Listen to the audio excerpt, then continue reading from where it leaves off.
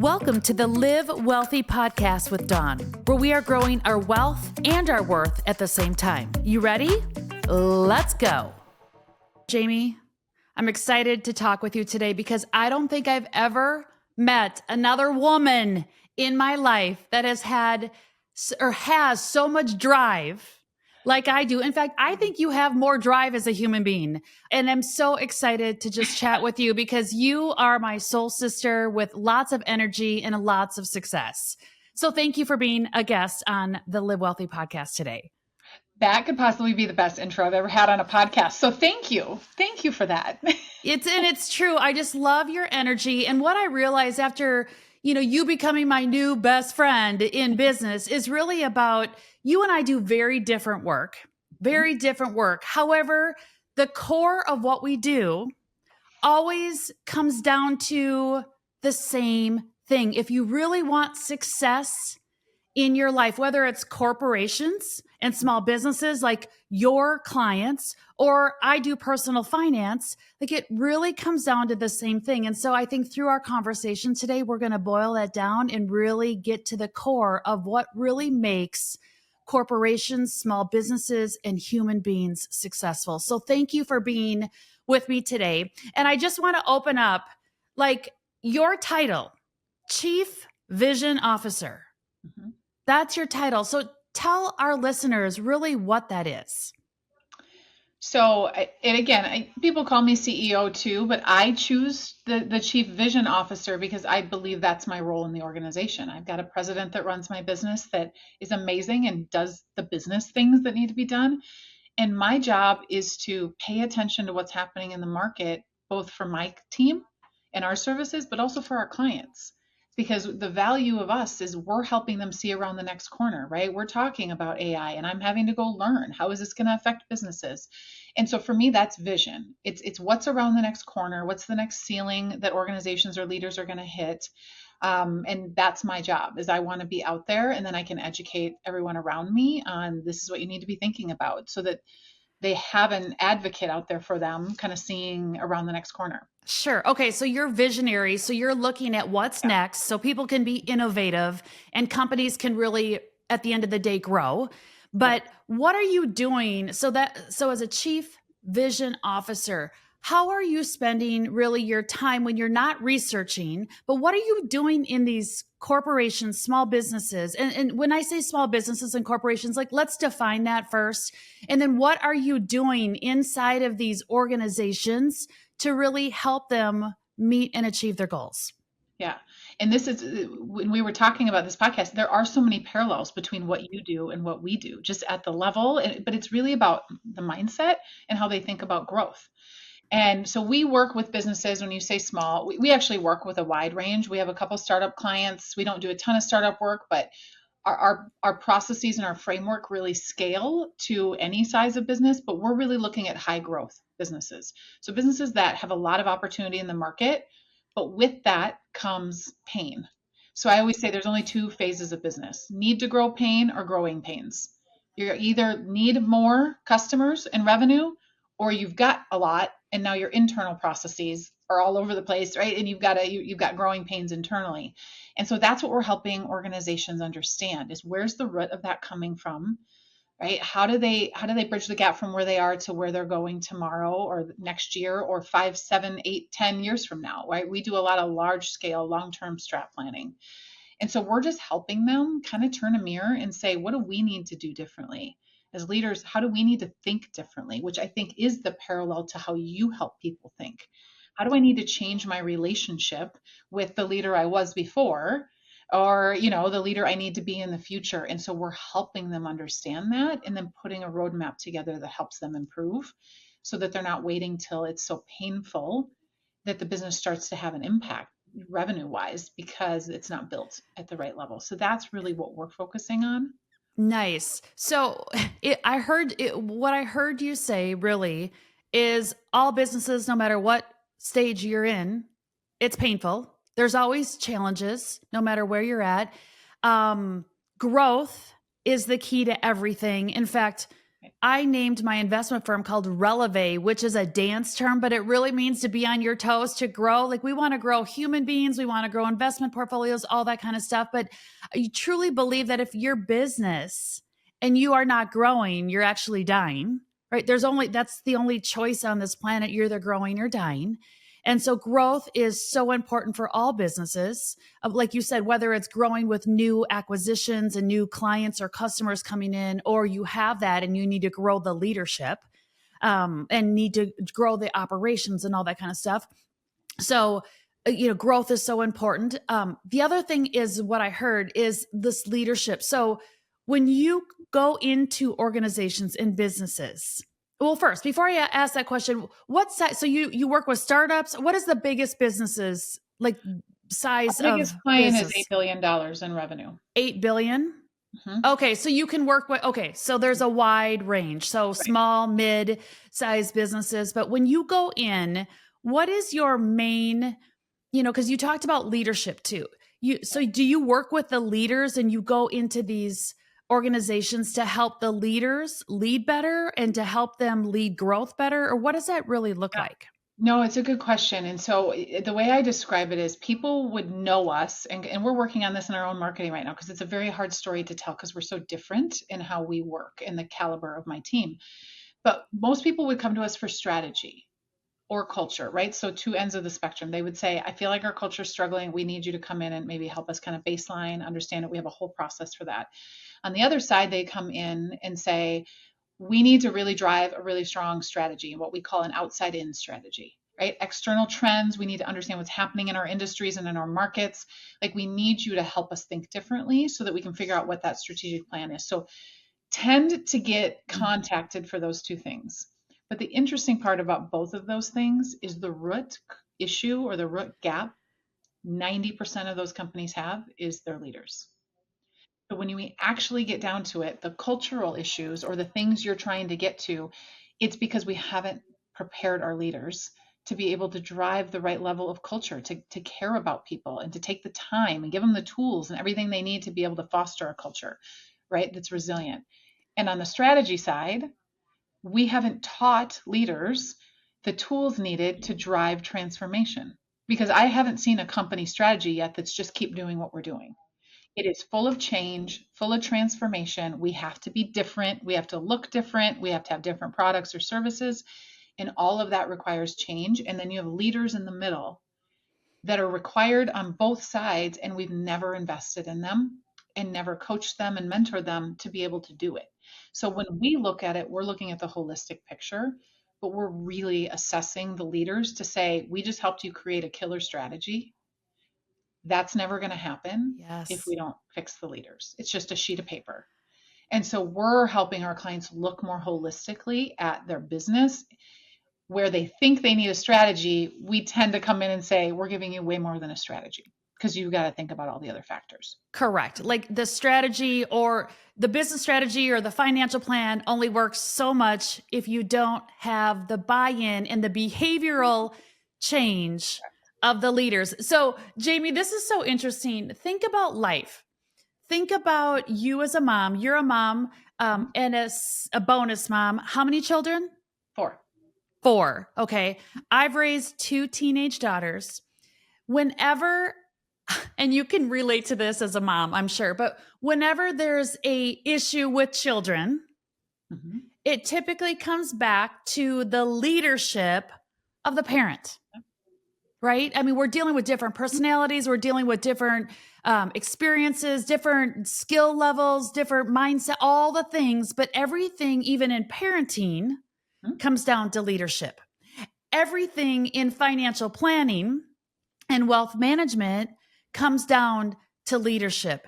Everything in a company comes down to leadership. And we are not taught in school anywhere really how to become a good leader. And it's all based on our behaviors as human beings. Like it's all about our behaviors, how we think and how we react with our emotions to the challenges, which you said there are multiple challenges at every stage Right. in every business, there's always a challenge, but it's always how we think, our mindset, and how we respond or react to those challenges.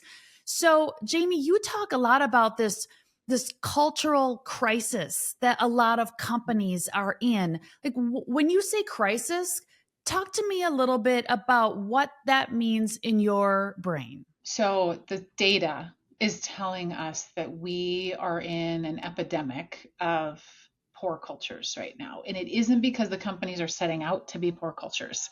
It's because we're not looking at the data and saying we've got to do something different. And we're starting to help companies understand the tie to business results because there's so much data here. So positive cultures, they've studied it, outperform the S&P 500 index by 4.5 times. Say So that when you again. look at positive cultures, right, their Mm-hmm. revenue results, their results outperform the S&P 500, Mm. which is the stock index, by Yes. 4.5 times. So this is proven, studied. They've studied culture and they've studied business results and said, we can tell when a company has a positive culture. It's now showing up in the P&L. And so we're at it. We never had this data before. I would say the last 7 or 8 years, we now have data that tells us about that career optimism is at an all-time low, that 58% of employees trust a complete stranger more than their own direct boss. Ouch. So these are all like I share these because it's kind of a punch in the face a little bit for leaders, but they're real. This is what's happening. I just read a stat from the Society for Human Resource Management that said they've now tied a direct leader's tie or impact on someone's mental health is more than their spouse or their therapist. Because they spend So all their time there, right? right. And Yeah. it's such an impact to their life if they have a boss that doesn't treat them well or doesn't understand them or doesn't. And so the bottom line is it's affecting the bottom line. It's not necessarily affecting top line. It might be a little bit, but we can be growing as a company, but our bottom line, we can be Mm. eroding profit, right? We can have all sorts of impacts to our customer experience, and that's all cultural. So if you, I'm not impressed by top line revenue from any company. I'm like, I don't care about that. I want to know how efficient you are, how profitable you are, and how loyal your customers are. Then you can say you're running a good business because all of those tell me you have a culture in place, right? That's aligned to your products and services. And so this crisis is that we've got employees standing on one side of the gap, this huge gap that's been created, and they want things like a sense of belonging. They want psychological safety where they can bring an issue up without having their head ripped off. They want to use their strengths every day. Like these are the themes we're hearing from employees. And on the other side, we have organizations that are saying we need to be more innovative. We need to solve customer issues faster. We need to think differently about our products and services, right? And we're both standing on either side of the gap going, they need to be different, the people on the other side. And the actual answer is to solve the culture crisis is we have to meet in the middle. Mm-hmm. Yes. Employees have to feel like they can stand up for what they need, Mm-hmm. whether that's flexibility, they need better coaching, they need other skills, and leaders and organizations need to listen Mm. and bring Yes. these things to the table. So, okay, so we have this cultural crisis. And I think I already know the answer, but from my opinion, which I'm not in your business, but tell me in your words, why do you think we have this crisis? Like, really, what is the root issue going on of why the employees don't feel empowered to speak up? And Right. why we have so many challenges in a world where technology is overtaking us and we have data, we have all this information, but we're not executing on that information appropriately because of why?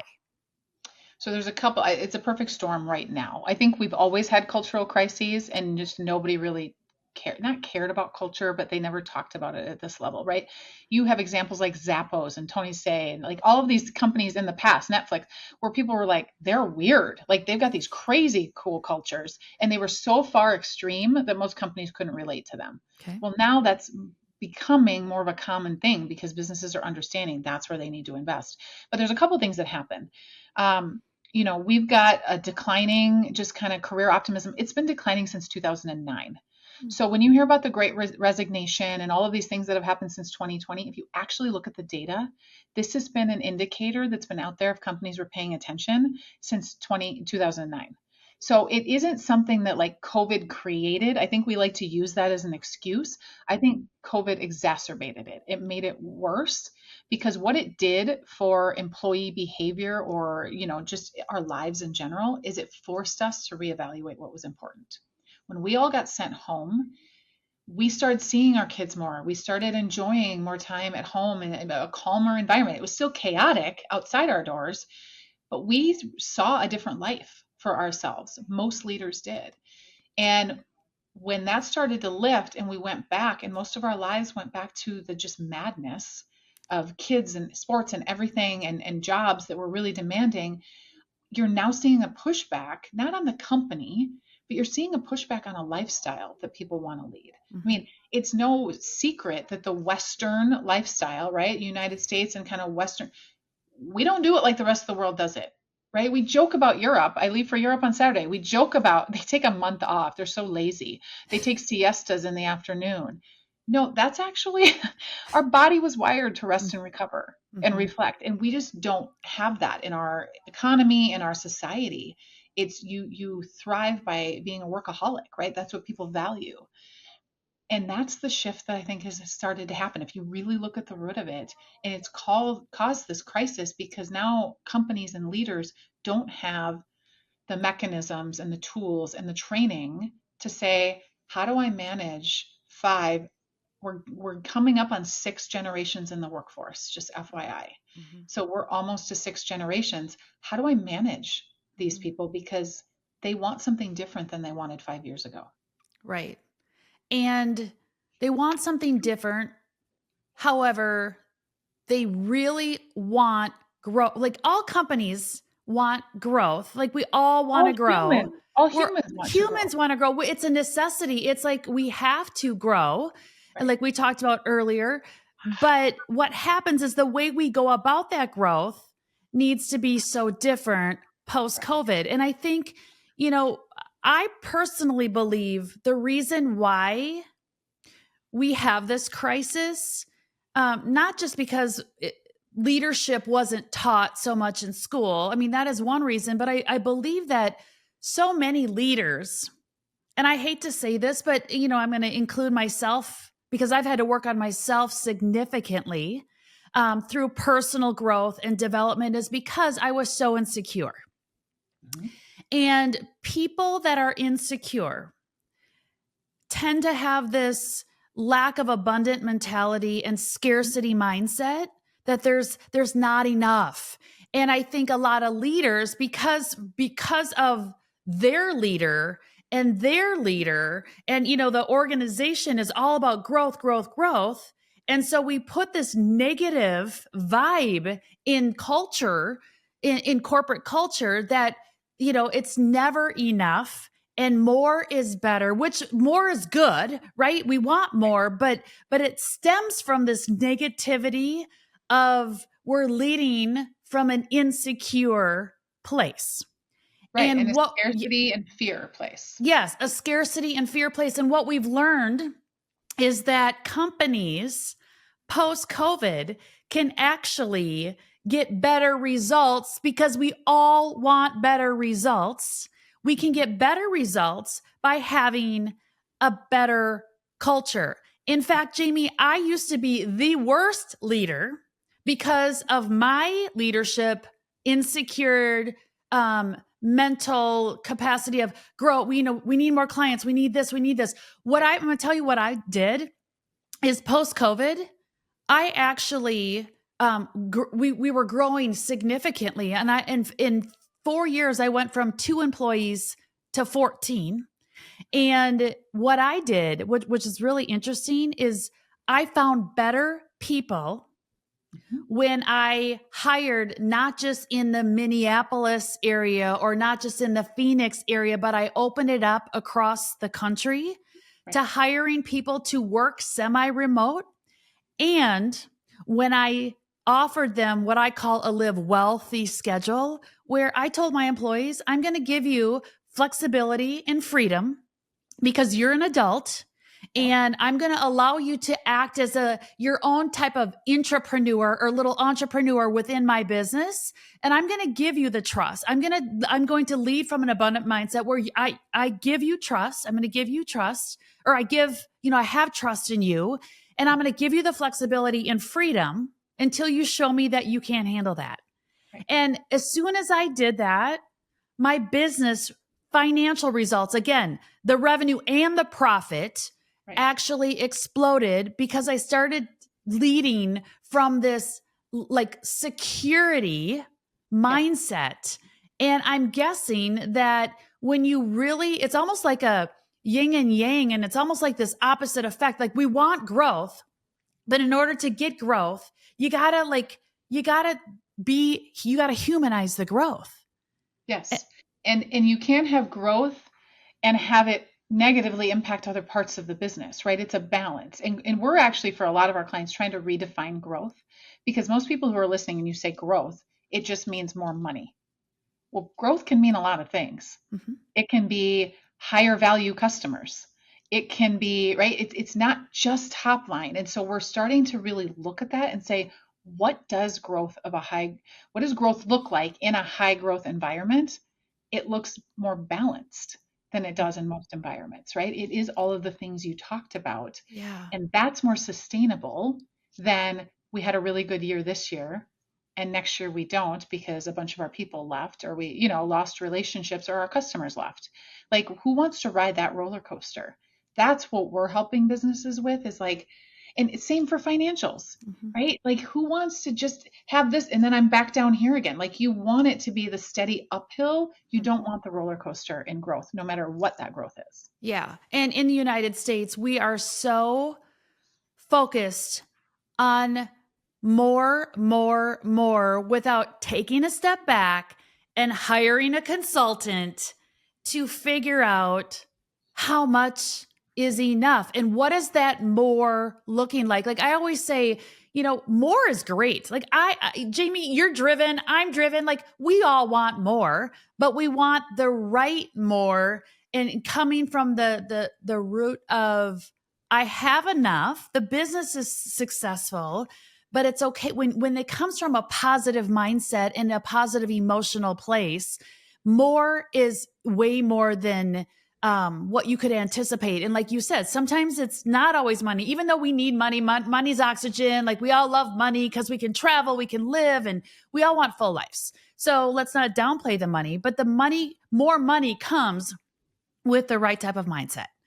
And that's what you're doing. When you go into these companies and corporations, you're really trying to work with the leaders, right? And so you've done your research and your visionary work and know what's going on and how to be innovative, but bringing that to the team, like, how do we meet and achieve the goals of the company? And really it comes down to better leadership so you can enjoy more growth and defining that growth.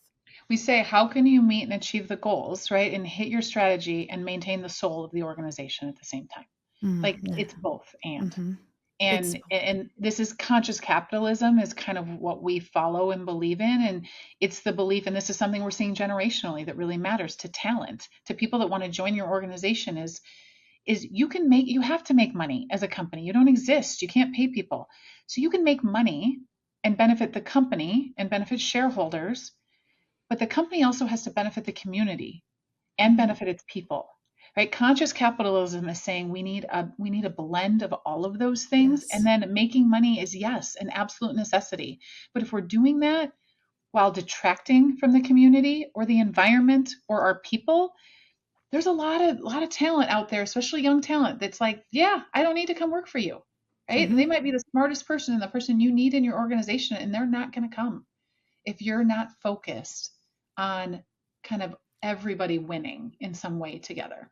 Yes, because even in the day of AI, we are still human beings with emotions and mindset and um, a, a desire to have fun and live. And companies need to understand that if they want to really enjoy their work and be a fulfilled company based on that company's values.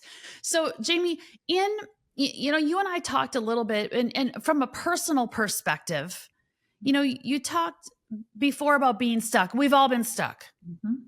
This week, Companies, I've been yeah. stuck this week. Okay. Yeah. So I probably have multiple times too if I really took an inventory of being stuck. So talk to me a little bit like, we get stuck, right? In our work life, our home life, all that kind of stuff. But how, like, we all get stuck, but how do we remove and grow out of that stuckness? Yes. Well, I have I wrote a book on this. So like in my kind of perspective is what if stuck is a great place to be, first of all, because when you Mm, feel that feeling of being stuck, it's a catalyst for change. So when we're comfortable, we're never going to make that hard decision because things are comfortable. When we feel stuck, it forces us to say, I don't want to feel this way anymore. So I need to do something different, whether that's working out because I don't want to feel unhealthy, whether that's doing something about a relationship that's not healthy, whether that's changing a career, right, or moving to do something different that you have more passion about. It's all aspects of life.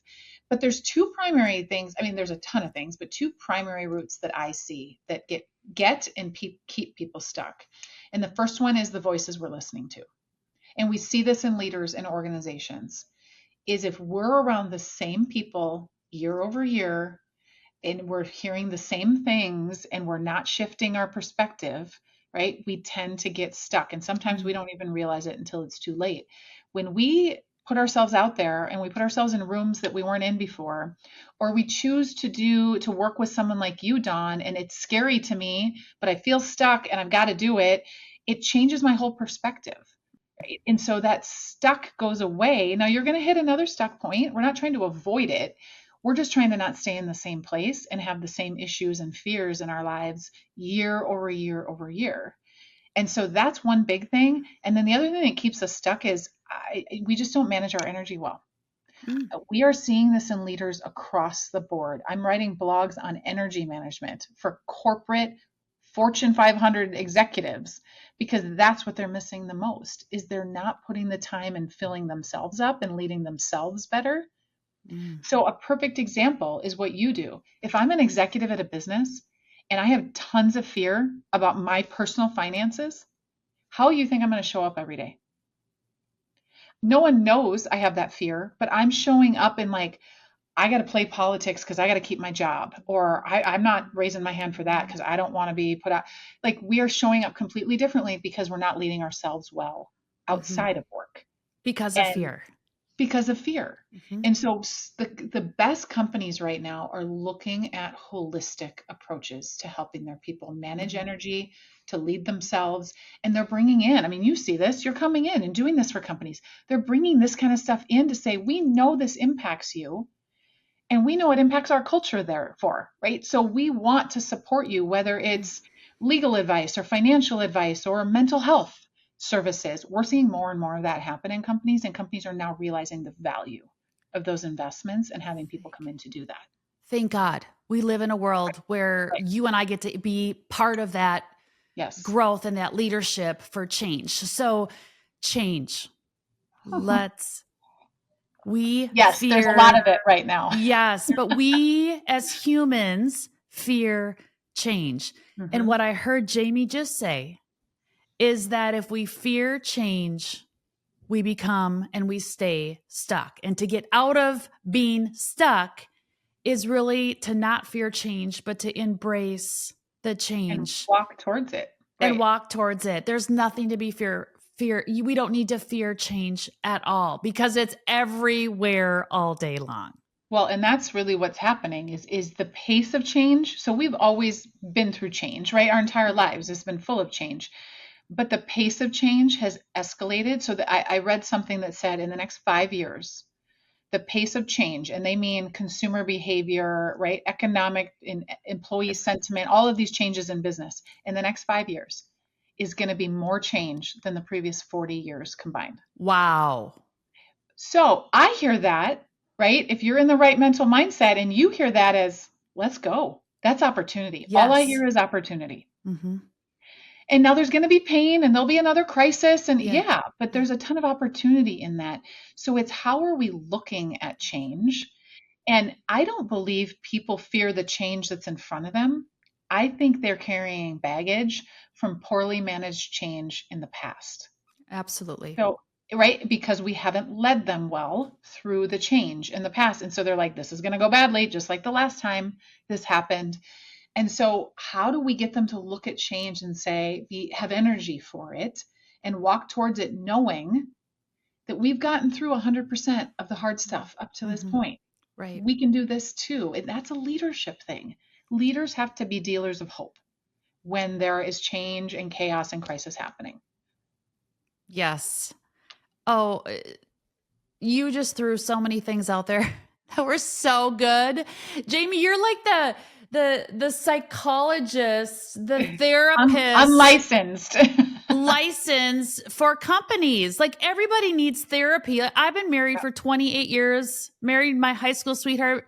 Like we've been through marriage counseling. Oh, I need counseling to deal with my kids. Like businesses, like let's not be afraid to say businesses, we need to embrace the change because there's opportunities and we need to embrace this therapist type of like our businesses need therapy. And what therapy is, it all comes down to your thinking and your emotions.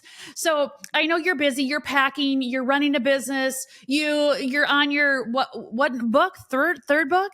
third book, yes. Third book. You're traveling internationally in a couple days. So I want to wrap up this conversation, but I do have a really important question because the other day you posted on LinkedIn about core values. And your post was, have you defined your personal values? So where did that post come from? Why did you post that, Jamie? Because working with my coach, and I believe every executive leader needs a coach, Mm-hmm. and I have one myself. And working with her in the last year, we did a personal values exercise. So I've had a business for 11 years. My business has values, and because I'm the founder, those values are kind of based on my values. I mean, my Mm-hmm. team is a part of, creating them and evolving them, but it's really, they are my values, but they're business values. And what I had never done is a personal values exercise. And what I realized, and that's why I'm posting about this because it's been so instrumental to me, is that my core values for my business are really important. And my personal values are almost a subset of those. They're a little Mm-hmm. bit deeper, but they're tied more to my energy. And since I developed them and I figured out what they were, I've used them constantly. So if I'm having a bad day, a bad week, if things, I'm feeling all sorts of like, why am I having scarcity and anxiety and fear? I typically can go back to my values and say something's not satisfied in my values right now. There's something I'm not getting that I need that I'm getting in good times. And so it helps me almost normalize the fact that there's nothing wrong with me, right? I'm not like, Mm-hmm. Right. but You're but my human. values aren't being lived out right now. And what do Yes. I need to do to change that? And so that personal values exercise has literally been life changing for me because it's put words to things I struggle with Mm-hmm. so that I can talk about them. And my Yeah. whole team has seen my values, my spouse has seen my values, and my coach has my values. So everyone can talk that language with me now where I say, this is what's not working Mm-hmm. for me right now. Sure. And this is why I'm showing up the way I am. And as we've discussed earlier today, is that companies are humans. And if humans aren't living out their values, they're bringing negative energy into the corporations, which impact companies' growth, opportunities, and their results. And I love the core values because, opposite of you, Jamie, I've always worked on my own personal core values because I build financial plans around core values. Like money is just a tool and it means nothing if we're not building our life around our values. So I do value-based planning. But what I haven't done, which is interesting, is um, it, I, I hadn't done it for years. But the last 3 years ago, I did my company's core values. And I really wrote those out. Are they similar to mine? Sure, but they're different because our personal values are different than company values. But I started running my company on the core values of the company. And that's when I really started attracting the talent into the company because everything stems from the core values. In fact, a little side note, which I think is you're going to laugh at this, is that my core values, my company's core values, for me to remember the top five, I used the acronym of GIRLS. Like the first one was growth. So it's a G. The second one was innovation, which was I. And so I spelled out GIRLS, thinking that no one would ever know this. And my male employees came to me and they're like, girl, I see what you did. I'm like, no, I don't mean it like that. I just did it so I could remember the company's core values. And the men that I have on the team started laughing and they understood it, right? Because I'm the CEO of the company. But it was so funny that he even noticed, a couple of male employees that I have actually noticed that I spelt out girls because it was founded from some girls. So it was really, really funny. But the core values are so vitally important. And you heard what Jamie said, like she's run her business with these core values, but also have implemented her personal core values. And I would encourage everyone. You said your husband knows yours, and you should know his. And what you're going to find is that when you do the core value exercise is that you might share 3 or 4 out of the same values as your spouse, but there might be 1 or 2 that are different. Did you notice, has your husband done the core He hasn't. values? No, it's a really good idea though. Yes. Because I know there will be things that are different. I mean, it just naturally is. But what you're going to realize is that the 1 or 2 that are different always comes back to the arguments that you have with your spouse. 100%. It's because the core values are something that you value as a human being. You don't want to do life without. So if your husband has a different core value or your colleague has a different core value and you're constantly in that battle, the challenges and the pain that we talked about earlier, it's because we're coming at things from different values. And it's about respecting each other's different values. Because I'm telling you that I would have been divorced 5,000 times if I wasn't able to understand, ooh, my husband has the core value of being independent. He likes his alone time and I don't, but I got to respect that. And so again, if we're having marriage issues between 2 people, think about a company of 500 people, 5,000 people, 500,000 people, and you bring in all those different values. That's why we have challenges, and they're good. It's good to have different values, but it's about respecting other people's values in the company for change, positive change, not fearful change and positive growth. So we can support each other through the change. And support each other through the change and the growth and the opportunities that are ahead of us in the next 5 years, which is so important. Jamie, I could talk to you. We could do an 8-hour podcast. No one else would want to listen, but I would do it. I would listen too. But tell the listeners here, where can they find you? Because clearly every company needs to hire you. Oh, thank you for that. LinkedIn is the best connection point. Jaime Taets. Keystone Group, INTL, which Keystone Group International, short for international, is our website. It has all the information about our services. I also do a lot of speaking, so I've got my own website, jamietaets.com. So if you want to learn more about the books or kind of speaking and can come in and do leadership type work, that's a great way. But follow me on social because, and like you, my whole brand platform is about putting light out into the world, not focusing on the negative things that are happening, but being a dealer of hope. I really believe that's my responsibility. And so I love to put, like the values thing that you talked about, I love to put a lot of information like that out. So I'm always welcoming people to just follow me and hopefully get what they need to share it with somebody else in their life or in their workplace. So that's my goal. Yes. Well, and thank you for your work because individually and at a corporate level, we all need your services and your advice. And thank you for being that driven light leader that we all need to surround ourselves with. So thank you for being here today. Thanks for having me.